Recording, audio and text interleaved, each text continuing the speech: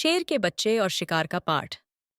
एक घने जंगल में शेरों का एक परिवार रहता था।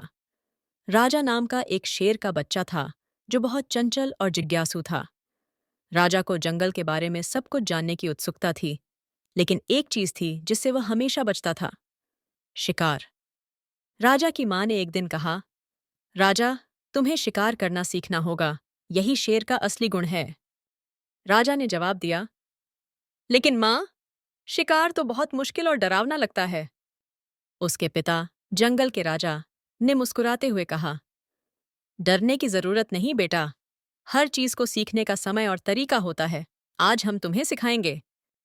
पिता शेर राजा को जंगल के खुले मैदान में ले गए। उन्होंने उसे एक हिरण को दूर से देखने के लिए कहा, देखो बेटा, शिकार में सबसे पहली चीज होती है अपने शिकार को ध्यान से देखना और धैर्य रखना। जल्दी मत करो।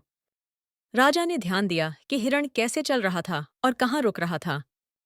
पिता ने कहा, जब तुम अपने शिकार के करीब पहुंच जाओ तो सही समय का इंतजार करो।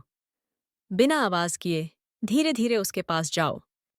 राजा ने कोशिश की, लेकिन उसका पैर सूखे पत्तों पर पड़ा और हिरण भाग गया।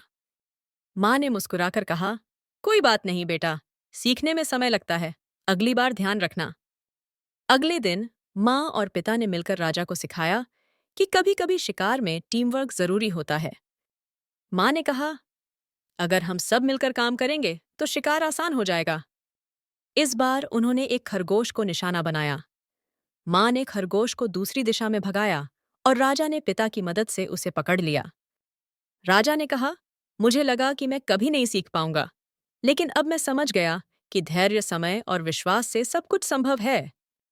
पिता ने गर्व से कहा, यही हमारी शिक्षा का उद्देश्य था। अब तुम अपने पैरों पर खड़े होने के लिए तैयार हो। धैर्य, सही समय पर कदम उठाना और टीम वर्क जीवन के बड़े पाठ हैं। साथ ही खुद पर विश्वास करना सफलता की कुंजी है।